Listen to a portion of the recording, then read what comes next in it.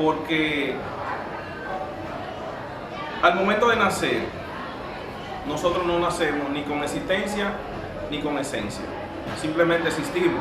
O sea, existir es estar ahí, estar arrojado en el mundo, no tener conciencia de uno, ni del mundo tampoco. Tener existencia ya consiste en estar en el mundo, pero tener conciencia de que se está en el mundo. O sea, tener conciencia de uno mismo y de que se está en el mundo. Esa es una diferencia básica entre existir. Existir es estar ahí. O sea, pero ¿para quién existe este libro?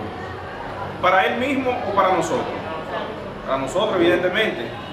Yo, ¿para quién existo? ¿Para mí o para ustedes? Yo existo para mí mismo y existo para ustedes también. Yo mismo puedo dar cuenta de que estoy aquí. No necesito que ustedes me lo recuerden. Claro, en la presencia de ustedes me lo va a recordar. Por otro lado, para responder esta pregunta, hay que definir básicamente lo que se entiende por esencia.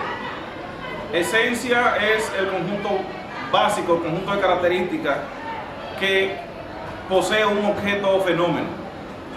Es el conjunto de características que no pueden faltar en un objeto o fenómeno, porque cuando faltan, el objeto o fenómeno deja de ser lo que es. Por ejemplo, si un bolígrafo que tiene como notas esenciales el ser un instrumento que se utiliza para escribir, que contiene tinta y el dispensador es una esfera que produce un grafo, si usted tiene un instrumento que se utiliza para escribir, pero que no tiene tinta, inmediatamente ya usted sabe que no es un bolígrafo. Si tiene un instrumento que contiene tinta y una bola o una esfera, pero que no escribe, usted sabe entonces también que no es un bolígrafo. Porque dentro de las notas esenciales de bolígrafo está escribir, contener tinta y que el dispensador de la tinta es una esfera. En el caso del ser humano, cuando hablamos de esencia, ¿a qué nos referimos cuando hablamos de esencia? Nos referimos cuando hablamos de esencia a lo siguiente. En el ser humano usted no puede partir del criterio general que dice, bueno, ¿cuáles son las cosas esenciales de un ser humano? Los ojos, la boca, nada de eso es esencial en un ser humano. Eso es parte del ser biológico, que es el hombre. Pero el existencialismo llama ser humano al ser cultural. El existencialismo, cuando se refiere al ser humano, se está refiriendo al ser cultural, no al ser biológico. En cuanto a ser biológico, nosotros tenemos una serie de características comunes con los demás animales. Pero en cuanto a seres culturales, ahí nos vamos a diferenciar de todo el mundo. ¿Estamos claros? Entonces, ¿cuáles son las características esenciales de un ser humano? Bueno, el hecho de tener unos valores religiosos, unos valores morales, unos valores políticos, unos valores artísticos, unos valores culturales, todo lo que son valores. Eso es parte de la esencia del ser humano. Ahora, ¿qué dice Sartre? En el ser humano la esencia no es dada y fija. No hay esencia dada y fija. Nadie nace con esencia. O sea, nadie nace bueno, nadie nace malo. Nadie nace inteligente, nadie nace bruto. O sea, uno se va construyendo a sí mismo en la medida en que va tomando decisiones. Entonces, ya para responder finalmente a la pregunta, ¿por qué la existencia precede a la esencia? O sea, es anterior a la esencia. Se entiende que la existencia es primero que la esencia, precisamente porque el ser humano comienza a definir los valores en el momento en que toma conciencia de él y toma conciencia del mundo y comienza a tomar decisiones. O sea, yo creo que hasta ahí se podría entender esa pregunta. Primero es la existencia, después tomar conciencia. No, cuando decimos existencia estamos hablando de tener conciencia. El único ser que tiene existencia, que no es lo mismo que existir, es el ser humano. El único ser que tiene conciencia de sí es el ser humano, de sí y del mundo. Existir es estar ahí, esta butaca está ahí, este libro está ahí, pero ellos no saben que están ahí. Sin embargo, yo tengo existencia, existo y tengo existencia porque yo estoy aquí y yo sé que estoy aquí. ¿Estamos claros? Muy bien. La otra pregunta. Ok, líder.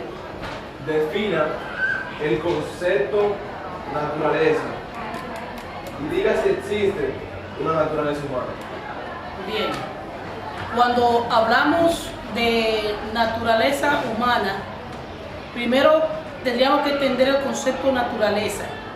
La palabra naturaleza viene a implicar sobre algo natural, que es así porque fue creado por otro, fue hecho por otro. Entendiendo lo que Sartre plantea, el concepto entonces de naturaleza, él sostiene que no hay naturaleza humana, porque entonces tendríamos que hablar de diferentes tipos de naturaleza, y entonces tendríamos que hablar de la naturaleza divina. Entonces, en este punto, Sartre viene a explicar de que no hay naturaleza humana porque no hay Dios para concebirla, pero dentro de ese mismo punto de la naturaleza, vienen entonces a involucrarse una serie de cosas, como por ejemplo los valores, el ser bueno, el ser malo. Por ejemplo, anteriormente se hablaba en derecho de que existía una naturaleza del asesino. Hablaban, por ejemplo, de que el asesino era característico porque su calvicie era muy pronunciada, tenía la barba pronunciada, el mentón también era muy pronunciado, una serie de características. Entonces, esto es lo que Sartre viene a explicar precisamente cuando dice de que no hay naturaleza humana, porque no hay Dios para concebirla. Porque si planteamos de que existe una naturaleza humana, entonces que una persona sea un asesino es porque la naturaleza lo quiso así, lo conformó de esa forma. Que una persona sea homosexual, bueno, es homosexual porque Dios lo quiso así, la naturaleza lo quiso así. Por eso Sartre, entonces, al hablar de que no hay naturaleza humana, está explicando precisamente de que el hombre es el que decide el ser humano es el que elige, decide lo que quiere ser y elige su camino para hacerlo. Por lo tanto, no depende la elección de lo que el ser humano haga, no depende de ningún Dios, sino que depende exclusivamente de él. Por lo tanto, por eso dice Sartre de que no hay naturaleza humana. Yo creo que también con este punto queda satisfecha esta pregunta. Muy bien. Un ejemplo que podría ayudar a decodificar lo que ha dicho el profesor Flete es el siguiente. Imagínense que la hermana tiene un embarazo doble. La hermana aquí de la cachucha del hombre araña tiene un embarazo doble, o sea, gemelos idénticos. Pero nosotros vamos a hacer un experimento y vamos a enviar a uno de esos gemelos a vivir a Japón hasta que tenga 18 años. Y vamos a dejar el otro gemelo aquí en Guachupita, donde vive ella. Y vamos a juntarlo cuando tenga 18 años. ¿Qué va a pasar con estos dos gemelos idénticos cuando juntemos a dos muchachos? Que el seguro de Guachupita andará con su alcatel, con su par de arete, con su machete enganchado.